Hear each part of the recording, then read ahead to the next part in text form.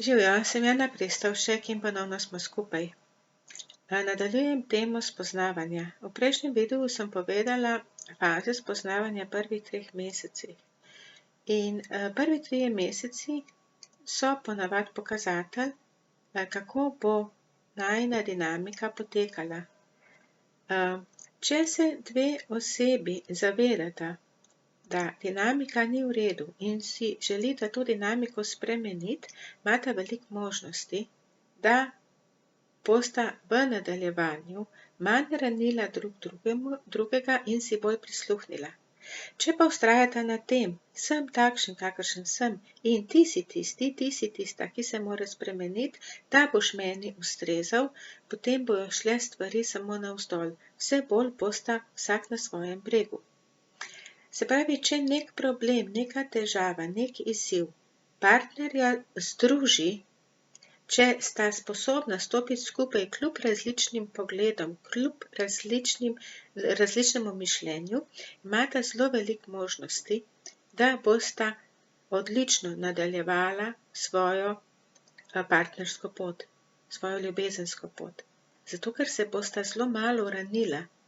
Ker to, da mi prisluhnemo drugemu, pomeni, da nam je pomemben. Če pa neki izziv, problem, težava partnerja loči, razdruži, se celo zgodi, da gresta za par dni narazen in potem čez par dni prideta spet skupaj, je to dinamika, ki bo potekala tako naprej. Se pravi, bova skupaj, bova narazen, bova skupaj, bova narazen, bova skupaj, bova narazen. In tako lahko traja 10, 20, 30 let. Ampak 10, 20, 30 let na ta način je naporno. In gremo na začetek nazaj. Zakaj izberemo takšnega partnerja? Mi človeka ne poznamo. Vprašanje je sploh, koliko poznamo sebe. In ko nekoga spoznamo, vidimo tisti zunanji del, vidimo videz in na videz nam je oseba všeč. Pravimo, kakšen hud tip in pravimo, kakšna huda mačka. Super. Ampak čez čas mora biti kaj več, kakor samo hud tip naven in huda mačka naven. Čez čas mora biti to, kar je v človeku. Nas mora zanimati, kaj je tisto v človeku in nam mora biti všeč to, kar je v človeku. Kakršen je, kako razmišlja, kako deluje, kakšen je njegov pogled na svet, kakšna so njegova prepričanja, kako reagira. Vse te stvari, v te stvari se mi zaljubimo in te stvari mi ljubimo. In ljubezen nastopi nekje po letu in pol, 2 letih spoznavanja, zato je pomemben ta čas spoznavanja. Partnerja, tako kot sem na začetku rekla, gresta lahko o problemih, o izzivih narazen in gresta lahko skupaj in gresta narazen in gresta lahko skupaj. Ta čas, medtem ko sta narazen in ta čas, ko sta skupaj, je odločilen zato, da mi pozdravimo svoje rane, ki smo jih v tem času dobili. Če pa teh ran ne pozdravimo, so pa te rane vse večje in močnejše. In vse manj si predstavljamo, da bi živeli sami, zato ker imamo manj vrednosti, manj moči, manj zaupanja vase. Ta občutja so v nas. In ta občutja nam ne more nihče vzeti in nam jih ne more nihče dati. Mi smo tisti, ki dovoljujemo, da nam jih nekdo jemlje oziroma hočemo, da nam jih nekdo da. In torej gremo nazaj na to, zakaj mi leta in leta ali pa še začetne mesece vztrajamo na tem, z nekom, da greva narazen in prideva skupaj in greva narazen in prideva skupaj. In rečeva, preveč sem že vložila v ta odnos, da bi šla narazen, da bi začela spet od začetka. Ljudje moji, v odnose ne vlagajte zato, da boste čez 30 let nekje na ležalnikih ležala skupaj in se držala za roko. Ne bosta se, zato ker danes je odvisno od tega, kje boste jutri in jutri je odvisno spet od tega, kje boste pojutrišnjem. Živimo danes in danes se moram jaz počutiti dobro z osebo, ki jo imam rada, ki jo ljubim. In če temu ni tako, se moram usesti z njo in pogovoriti, ampak tudi druga oseba mora biti za to. So ljudje, ki se kljub prepirom imajo radi, ampak ti prepiri niso takšni, ki bi drugo osebo ranili, ki bi jo prizadeli. To so glasni prepiri, kjer nekdo zagovarja svoje mnenje. Recimo temu, da ti ljudje izražajo svojo gorečnost, niso pa nesramni. Prepiri so pa tudi takšni, ki drugo osebo ponižujejo, ki jo razvrednotijo, ki ji govorijo, da ni nič vredna, naj se pogleda, kakšna je, a spet komplicira, da je nadležna, da je zoprna, da je ona vse kriva. Prepiri so različni, ampak mi imamo eno samo besedo in to je prepir. In spremenite vsaj to, da je prepir nekaj, s čimer drugo osebo ponižamo, ker hočemo za vsako ceno zmagati. Goreče zagovarjanje svojih stališč pa je nekaj, kar mi govorimo malo bolj glasno, malo bolj hitro, ampak druge osebe ne ranimo. Zagovarjamo to, kar mi mislimo, vendar ne ponižujemo druge osebe.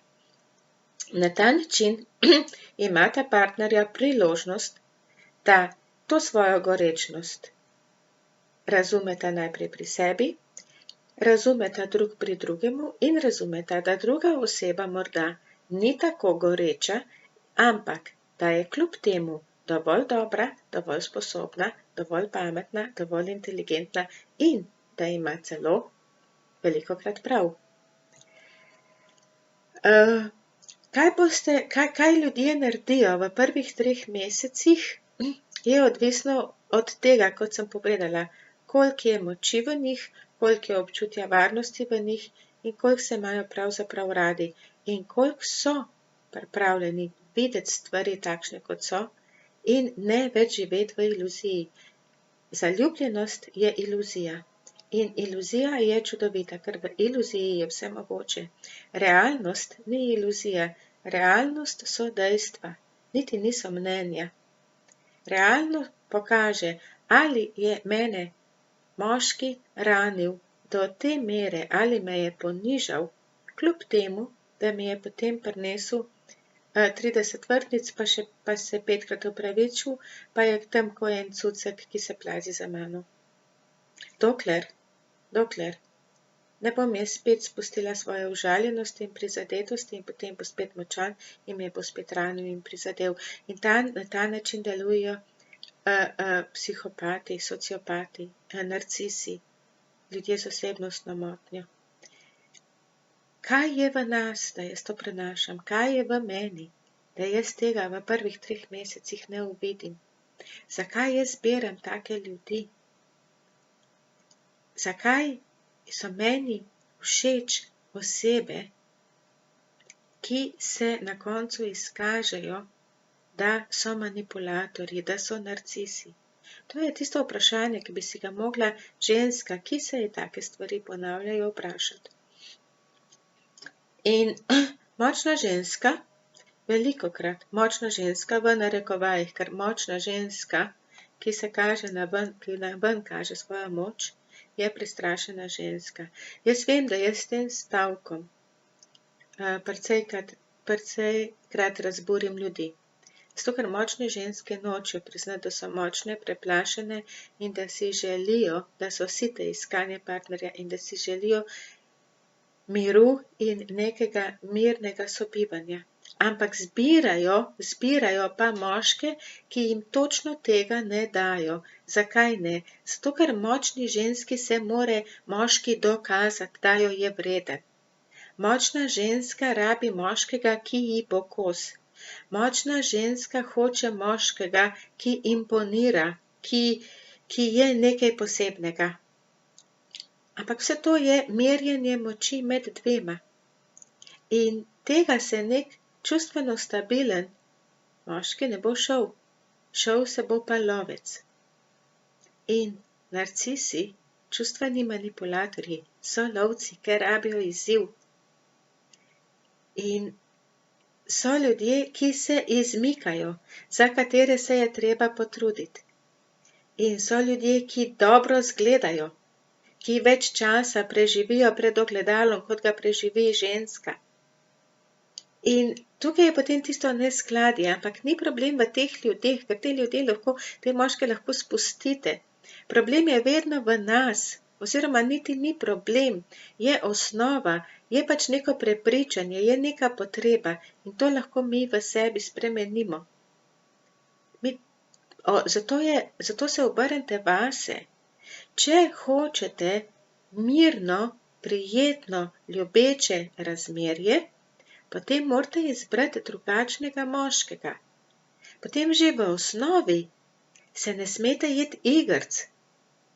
Ampak igrice so začimba, igrice so tisto, ki daje slast, ki naredi strast, ki naredi eksplozijo energije, čustvene energije, kjer smo zaljubljeni, kjer je svet lep, kjer so metuljčki. In zdaj se morate vi vprašati, kaj pravzaprav želite. Od vas je odvisno, ne od moških. Moški so takšni in drugačni, tako kot so ženske takšne in drugačne. Ampak če srečujete moške, ki vas na koncu ranijo, ki vam niso kos oziroma ki so neulovljivi, potem se vprašajte, kaj je v vas. Ni problem v teh moških, problem je v vas. Jaz bom danes končala. Upam, da ste dobili kakšen stavek, o katerem boste malo razmislili.